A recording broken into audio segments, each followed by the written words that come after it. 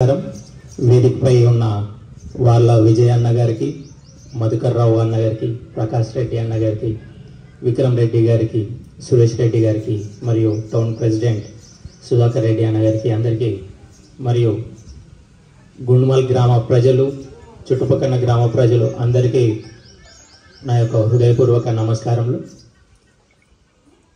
దాదాపు 2 నెలల కింద బిగ్ టీవీ తరపు నుండి దత్తు గారు మమ్మల్ని సంప్రదించడం జరిగింది. చివరిగా మేము మద్దూరులో క్యాంపు నిర్వహించాము. ప్రతి నెల లేదా 2 నెలలకు ఒకసారి ప్రతి మండలం, ప్రతి గ్రామంలో కూడా క్యాంపు నిర్వహించాలి. ప్రతి ఒక్కరికి కూడా వైద్యం పట్ల అవగాహన ఉండాలనే ఉద్దేశంతో ఒక్కొక్క ఊర్లో క్యాంపు నిర్వహిస్తున్నాము. దాదాపు 3 సంవత్సరాల నుండి ఇలా నిర్వహిస్తున్నప్పుడు 2 నెలల కింద మద్దూరులో క్యాంపు పెట్టిన వెంటనే దత్తు గారు మమ్మల్ని సంప్రదించి ఇలా గుండుమల్ గ్రామంలో కూడా పెట్టాలి, మీరు ఇక్కడ ప్రజలకు కూడా వైద్య సేవలు అనేది చాలా అందుబాటులో ఉండట్లేదు, ఎవరికి వాళ్ళకి మీ సహాయం చాలా ఉపయోగపడుతుంది అని చెప్పారు. వాళ్ళు అడిగిన వెంటనే మేము కాదనకుండా 100% ఒకరు మంచి చేద్దాం అనుకున్నప్పుడు ఆ మంచిలో మా సహాయం, మా తోడ్పాటు తప్పకుండా ఉంటుందని ఆ రోజు వారికి మాట ఇచ్చాము. ఈరోజు ఇక్కడ క్యాంపు ఏర్పాటు చేయడం జరిగింది. అందులో మళ్ళీ ఈరోజు ఒక గొప్ప ముఖ్యమైన రోజు, అదేంటంటే మాతృ దినోత్సవం. ఇక్కడున్న మాతృమూర్తులు అందరికీ కూడా మాతృ దినోత్సవ శుభాకాంక్షలు. ఈ క్యాంపులో ప్రతిసారి మేము ఎందుకు క్యాంపు పెడతాం, కొందరు అడుగుతుంటారు మా ఫ్రెండ్స్, తెలిసిన వాళ్ళు సోషల్ మీడియాలో ఎందుకు అలా అంతగా క్యాంప్స్ పెడుతుంటారు అని. ఈ క్యాంప్స్ పెట్టే ఉద్దేశం మీకు ప్రజెంట్గా ఉన్న మెడికల్ గురించి అవగాహన పెంచడానికి మాత్రమే మేము పెడుతున్నాము.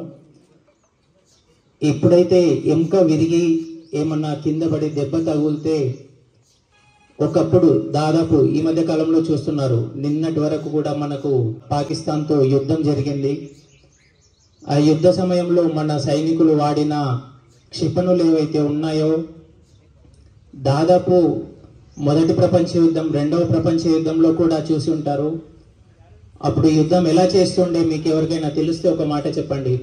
దేంతో ఫైటింగ్ చేస్తుండే అప్పట్లో? మొదటి ప్రపంచ యుద్ధం, 2వ ప్రపంచ యుద్ధంలో ఎక్కడైనా యుద్ధం జరిగినప్పుడు ఫిరంగులు ఉంటుండే.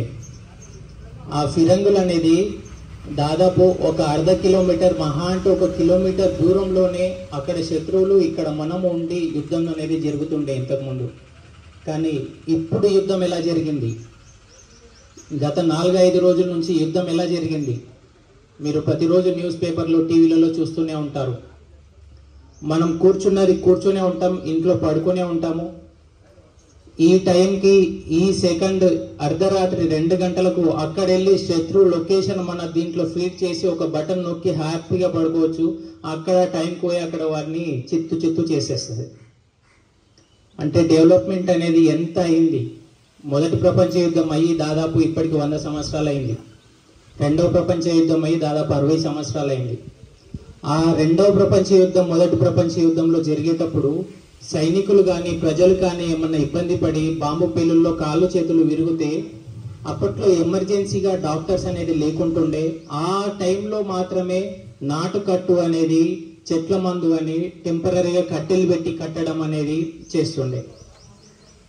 కానీ ఇప్పుడు మన ప్రజలు ఇప్పటికీ తెలియక కూడా కింద పడితే 3వ ప్రపంచ యుద్ధంలో మనం యుద్ధపరంగా ఎంత అడ్వాన్స్గా ఎదిగినాము, కానీ విరిగితే ఇప్పటికీ కూడా మొదటి ప్రపంచ యుద్ధంలో ఎలా అయితే చేసుకున్నామో దాదాపు 100 సంవత్సరాల కింద ఇప్పటికీ అదే నాటుకట్టు, అదే పద్ధతిని పాటిస్తున్నాం. ప్రతి దాంట్లో జనరేషన్కి డెవలప్ అయింది. ఒకప్పుడు ఒకరితో కమ్యూనికేట్ అవ్వాలంటే ఉత్తరం రాసుకోవాలి, తర్వాత మెల్లిగా టెలిఫోన్స్ వచ్చినాయి. ఇప్పుడు సెకండ్స్లలో ఫోన్లలో వీడియో కాల్స్ లైవ్లో మాట్లాడేది వచ్చినాయి. ఇప్పుడు ఇంకా ఏఐ టెక్నాలజీ కొత్తగా వచ్చింది. ఇలా ప్రతిరోజు అన్నిట్లో డెవలప్ అవుతుంది. కానీ మన ఆరోగ్యానికి సంబంధించిన వాటిలో మాత్రం మనం ఇప్పటికీ అతి పురాతనమైన నాటుకట్టును మాత్రమే చాలా మంది పాటిస్తున్నారు. దానివల్ల మాకు ఏం కాదు, మీకే ఇబ్బంది అవుతుంటుంది. జీవితాంతం కుంటుతూ ఉంటారు, ఎముకకి ఇన్ఫెక్షన్ వస్తుంది. మీ జీవితం అనేది ఏదైతే ప్లాన్ చేసుకోవాలో, ఎవరైతే కష్టపడి కాళ్ళ మీద నడిచి బతకాలో, వాళ్ళ కాలు ఇరిగింది అక్కలేదంటే జీవితాంతం బెడ్ మీద ఉండాలి, మీకు ఇంకోటి సర్వీస్ చేయాలి. సో టెక్నాలజీ అనేది చాలా మారిపోయింది.